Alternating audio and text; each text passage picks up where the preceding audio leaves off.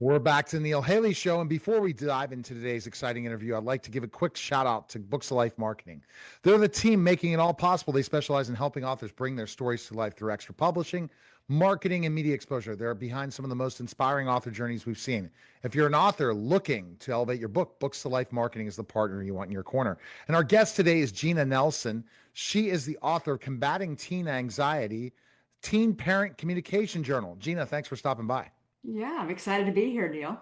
I'm excited to talk to you about, especially because I mean, this is when you talk about anxiety, it's very interesting to look at and see how much more than, let's say, 10 years ago for teens or 20 years. So, what inspired you to create the Combating Teen Anxiety Journal and Parent Coaching Program? Yeah, well, I've been a licensed clinical social worker for 26 years, and I've been in the thick of it of watching adults and teens and raising my own kids. And one of the things that I really just recognize is that teens have a horrible ability to try to connect to their bodies, to their emotions.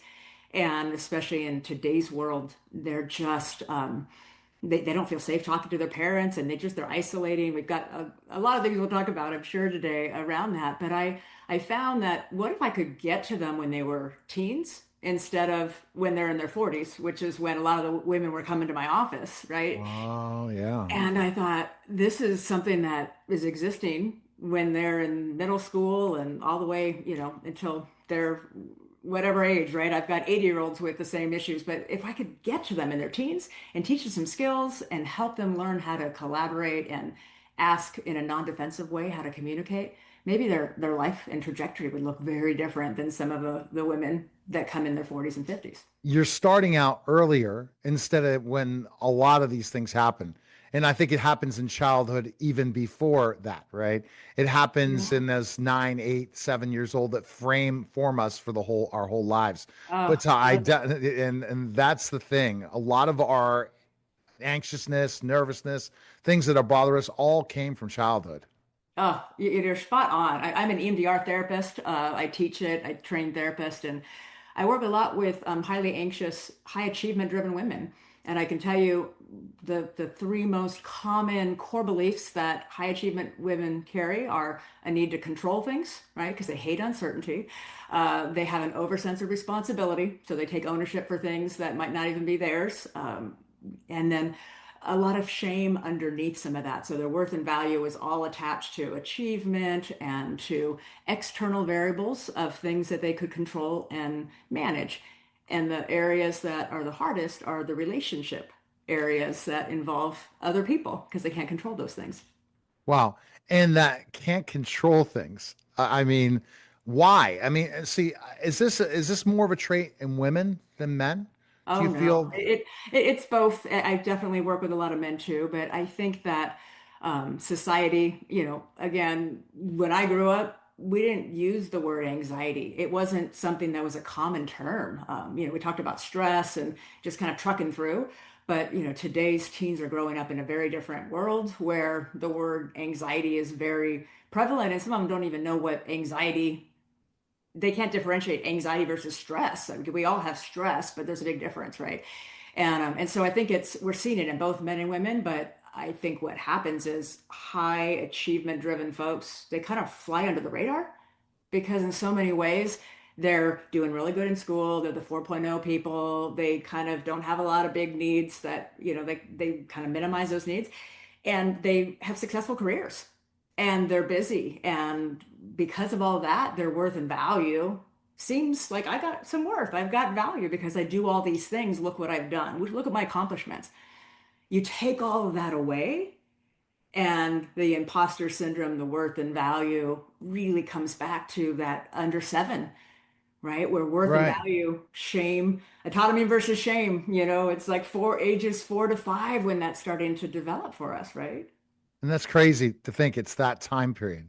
Yeah, When we have so much more of our lives to deal with, absolutely. and we don't, as children, we don't want to have to deal with those things. What are some common things you see well-meaning parents do that aren't helpful when their teen has anxiety? Yeah, well, I think the first thing is that if parents are kind of wired to want to fix things, their first thing is to kind of rattle off a solution. You could do whatever, X, Y, and Z. And, as a therapist, we're very right brain to right brain. So we have to sit in the emotion and kind of identify what is it that the client is actually feeling first. And if a parent could just say, you know what, that's hard. That sounds horrible. Tell me more about that. Let me just sit with you and feel the feels with you first and connect to that. Then maybe together we could collaborate and move more to the left brain and start to articulate a plan of action. But that first part of just sitting in it, neither the teen nor the parent usually wants to sit there because they haven't learned how to do so. And see, that's the thing. We want to fix things. As men, we learn we shouldn't be trying to fix things as women and just listen to them. And it's the hardest job in the world, right? And when Right. you finally figure it out and say, okay, unless they ask for our advice, don't give it to them. And as a therapist, you don't go and tell them this is what you got to do. I think this is the mistake where people don't want to go see therapists because they think a therapist is going to tell them what they want to hear or what they want to hear or not what they want to hear and tell them what to do when it's Mhm. really not the therapist's job to come up with the plan or what you want. You have to help them guide them to come up with that own decision themselves. Yeah, very much so. And to do so means that, your highly intelligent people are very good at rationalizing, finding a way around the emotion.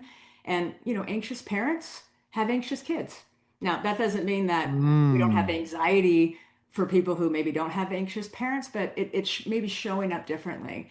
And so, if you've got somebody who says, "Oh, I'm not anxious," but they're frenetically always really busy, they never sit, they don't know how to sit in the quiet without constant stimulation, that's usually an anxious person in that sympathetic Oh fight my flight goodness. all the time, And right? see, you wouldn't think that. You wouldn't think. So, do you think a lot of people that are highly anxious are highly intelligent people?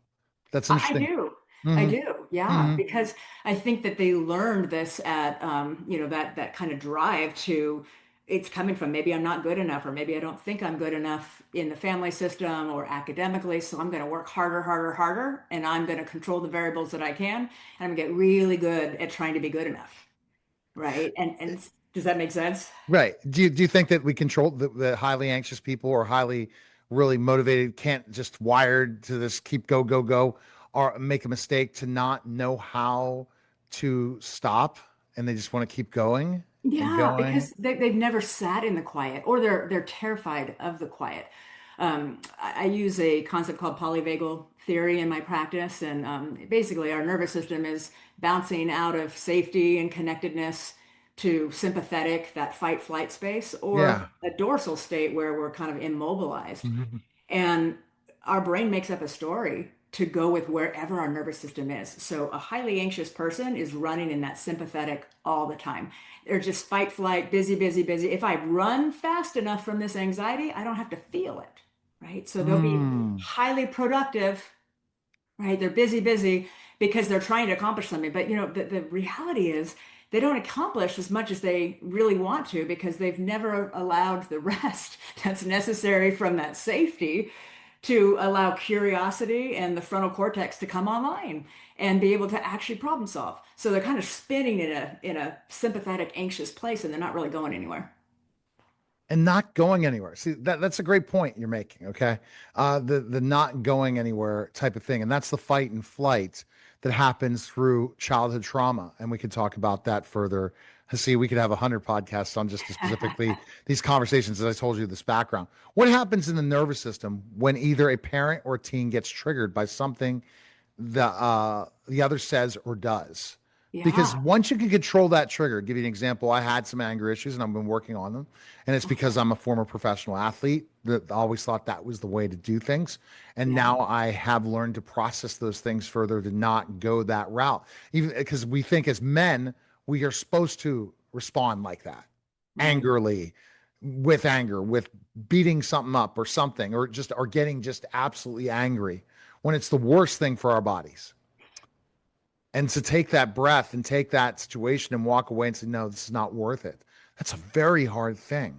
So, how do you based on that question and kind of what I said about triggered, I have learned to control some of the things that trigger me. Yeah. Well, I bet you had to learn how to get your nervous system to a place of safety at some point to recalibrate. So our nervous system, like I said, it's bopping out of that safety, sympathetic, and that kind of immobilized dorsal space. And the reality is many of us don't live in, we can't live in safety, but at the top, kind of, we call it ventral vagal. It's a place where our bodies kind of recalibrate, we take a breath, uh, we expand kind of our perspective. We can see things from a different lens, and we feel safe and we feel connected to either others or to ourselves. And our amygdala is constantly scanning from the back little almonds, right? It's scanning our environment for safety. And Right. it's saying, is this person safe? Are they not safe? And like in your work, right? And in wrestling, right? I mean, real safety versus, if someone's coming at you, you're going to protect yourself, right? But the amygdala doesn't know the difference between real danger or perceived danger. And I think that's the real big distinction. So if my teen rolls their eyes, at me, and the parent goes, "Oh my gosh," and they tell them a story that, man, I just can't connect. I'm just not good enough as a mom. Now, mom's nervous system is dysregulated, and she's made up a story about her teen that might not be true. And so when we're in sympathetic, we have to do something to try to anchor up to safety so that we can change our perspective, we can kind of anchor to something. And if we don't do that, we just kind of spin in that anxious state and eventually get to overwhelm. And then we might just check out and numb and kind of land in that dorsal space. Mhm. And But by this book that you've written, this is where you can start identifying this as a teen to try to train things earlier. That's correct. the hard part, but it's not fixing things. So we'll have to talk about that further. So what interferes with a teen's ability to feel safe communicating their feelings with a parent? I'm sure that's so difficult with these days, right? There's probably so many different things. I will say though, teens, especially anxious teens, they're pretty savvy at scanning the environment. They're looking to see, is mom okay? Is dad okay? Or whoever the caregivers, partners, whatever the story is at home. And if mom looks like she's always anxious and like so busy and multitasking and doesn't have a moment to sit and just have a conversation, the teen's seeing that. And the teen says, whoop, not safe. Mom's too busy. Or let's say parents are going through a divorce or mom's emotional, or I'm blaming mom. It could be dad too. It could be both ways. Like, it's just whoever has big emotions in the home, the teen who's very savvy is watching that and they're saying, oh, you know what? I better not have many needs. I better stuff those needs, like try to kind of fly under the radar because mom or dad might have too much on their plate. And I don't want to add to that burden. And so they learn that at a very young age, like under 7, like you're saying, that they're watching the nervous system of the parents and other members of the family, that how they're responding. And so they might learn to like stuff their emotions, but then it's not safe to come and ask for what they need. It's not safe to say, "Hey mom, I really have this, I have, this issue, or, I really want to talk to you about something." And then let's say the parent has a lot of their own shame triggers and they haven't done their work, right? So now if I as a teen come to my mom and I say, I really, really don't like it when you're multitasking, you're doing all these things. If mom has a big shame trigger and hears, I'm a terrible parent, guess what? Now mom's going to say something like, oh, well, you better just go find a better parent. Or maybe, not because they're bad parents, but they're just tired and they're frustrated. And they might say, wow, I guess I'm a horrible mom. Well, what does that teach the Right. teen? Now they're going to really shut Yeah. down and they're not going to even come back again because it's not safe because now I got to take care of mom instead of taking care of Hmm. me. Okay. So this one is such a big question that I'm about to ask you, and I could go into we could have a topic just on this alone, and I'm waiting to see based on the lawsuits what's going to happen next with this because it's going to change the way we see social media. It's just not happened yet, Okay. and the lawyers are out there already going after it. How has social media and apps like Snapchat, TikTok influenced the increase in teen anxiety? We know it unbelievably a lot. It is, and I think it's an ever-changing world, right? So I think we're seeing these teens that are post-COVID. I mean, we've seen a huge impact of what happened when the whole world shut down with that. And then people became addicted to their phones and to all of these streaming apps and everything. So Snapchat for the teens that I see is really it's showing kids what other people are doing, and their sense of belonging or exclusion is becoming very prevalent. Yeah. And Chat GPT. I mean, we've got kids using Chat GPT for therapy. We got parents doing that too. And people are Googling their text And we could do conversations, another topic on that because I'm right? an AI expert, and But I think it's good to get a sense of things, but really it's a perspective to have someone to talk to. It is not the perspective of professional opinion because they're going to give you advice. They're going to fix things because that's the job of an AI. But the thing with social media, I know that this is definitely is going to be something you should look at topics when you go on other podcasts. Is the fact it's going to change. I hope. I mean, with these lawsuits, have you had any lawyers hitting you up yet? That because you're about this because it's going to happen. The algorithm set for us to always, when we scroll, find the biggest pain points and anxieties in our lives every second you're on social media. right, And right. it's your job to navigate this. And if you're a 53-year-old man like myself, I can navigate this. A 17-year-old, a 16-year-old, a 15-year-old, a 14-year-old, and some other people, even my age, cannot navigate this. Yeah. So they say laws are going to change, things are going to change, lawsuits, etc. But right now, it is dangerous and it's not changed at all.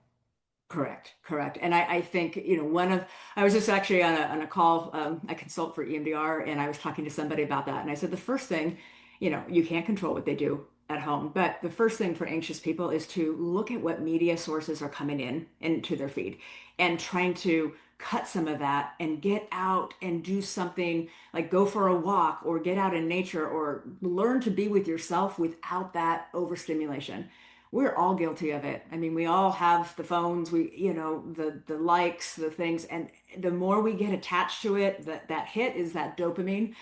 Was that Anna Lemke wrote that book, Dopamine Nation, and it's fascinating to show what we're getting from these hits. And so when I get a teen who says, "I don't want to go out, I just want to stay in my bed, I just want to hang out here," But like aren't most teens doing that now? they're isolating. How They're many? I mean, isolating. even if they are involved in sports activities, the first thing they do when they get to their house is go to their bedroom. Correct. Correct. They don't That go out that and play outside anymore. They don't do not any not of that like stuff. not They just have to activities. be in planned activities or they're going right to their bedroom. Correct. And that's what they're calling their safe place now, right? Their bedroom.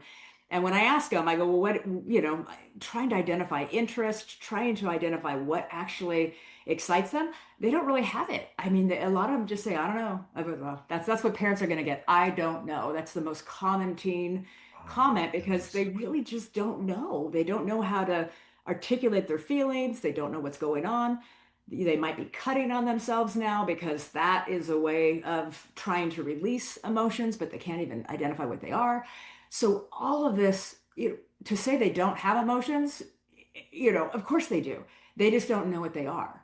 And so part of my journal was to really give them some prompts and some things to really say, let me give you some language. Let me teach you about the body. Let me teach you about the nervous system so that you can actually formulate a question or a statement to your parent that's in non-defensive communication language, So, right? what do you That's think makes your coaching program different from other parenting and team therapy approaches? Yeah, because I think a lot of the work is designed just for the teen. The teens are identified as the problem. They go to therapy, right? The parents like they've got anxiety, send them, Exactly. right? Go. But if the parent isn't doing their own work, then they're not playing I always say that they're not playing in a fair sandbox, right? They're coming back with new skills, but they try to implement those skills.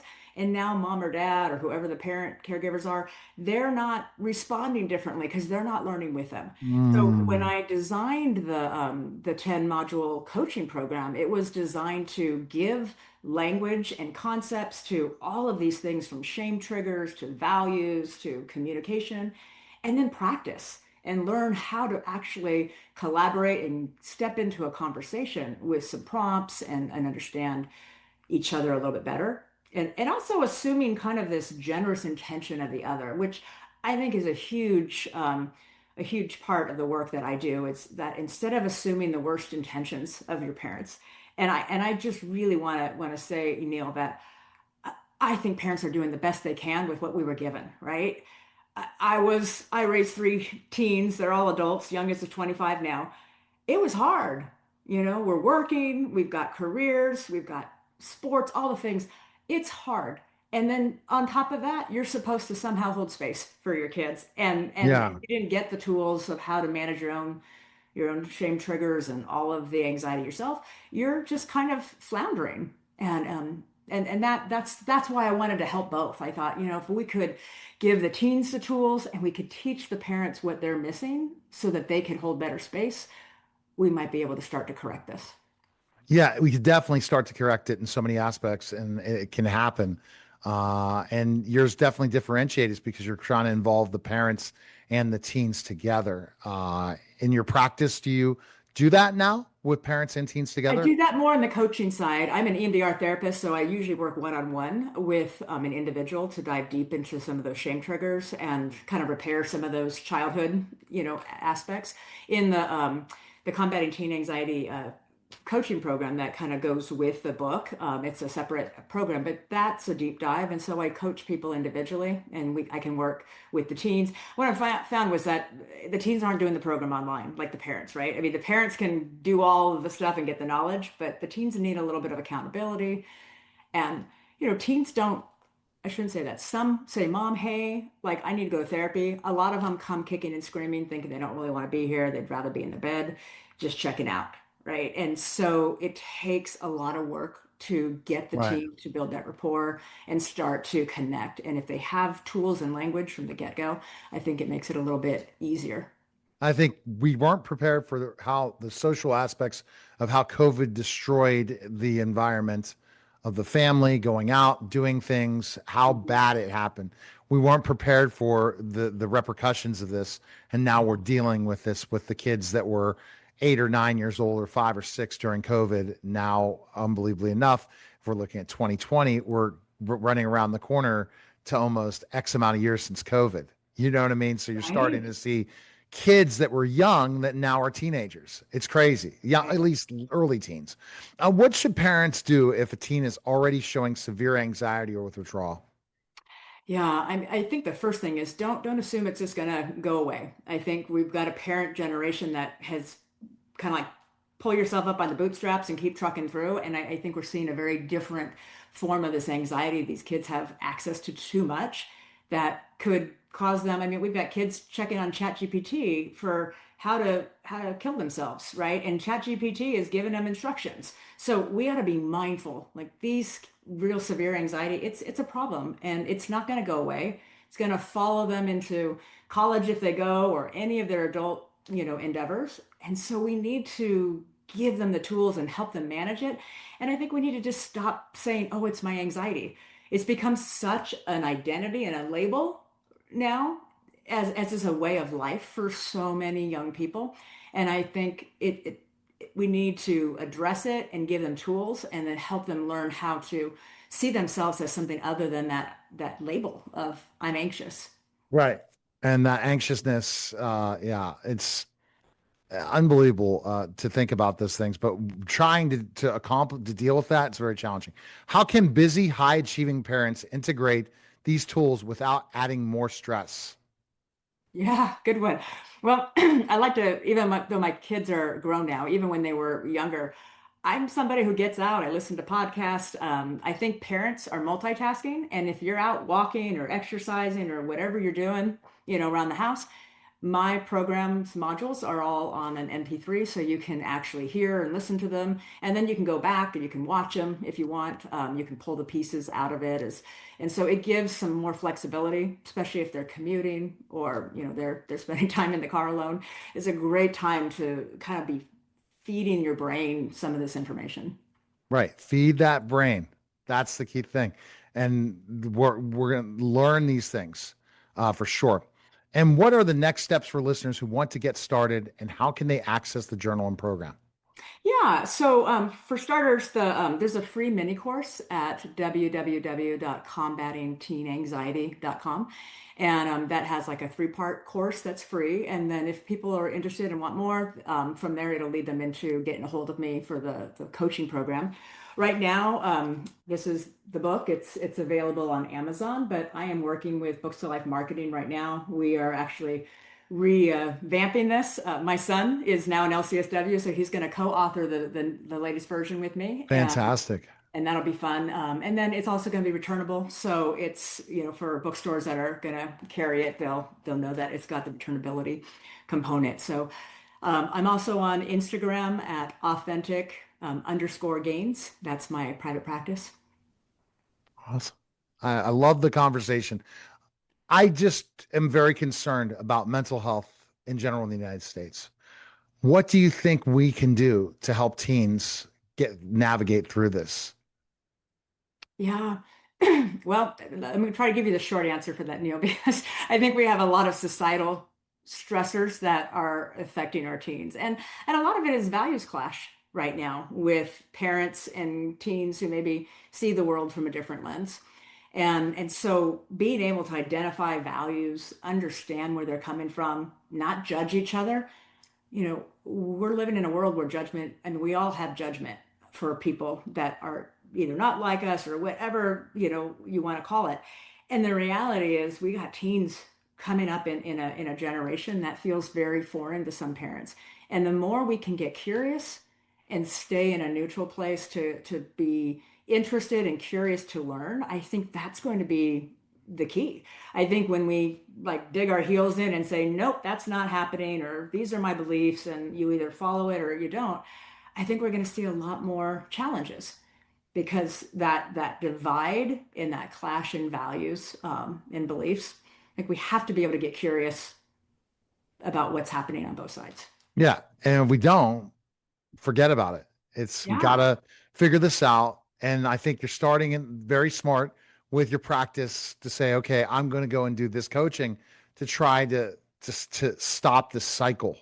So you're not going to be, they're not going to be, and that's what we need to do in mental health is stop the cycle, really look at these things and really not put a band-aid on something, really come up with great growth for them to be able to do it.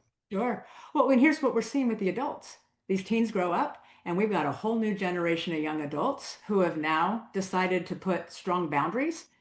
And they're saying, hey, I don't want to be in relationship with you anymore. And I'm an adult and I can make those choices. And we're seeing this kind of whole shift of kids that didn't feel seen, heard, who have now said, that's toxic. I'm setting boundaries. And now parents are coming and going, how do I re-engage with them? Or how do I get them to, talk? And so we're learning it in reverse in some ways with some of the dynamics because once they're adults, sometimes we kind of think It's our too Jim late. Crow is Yeah. going to be in our life.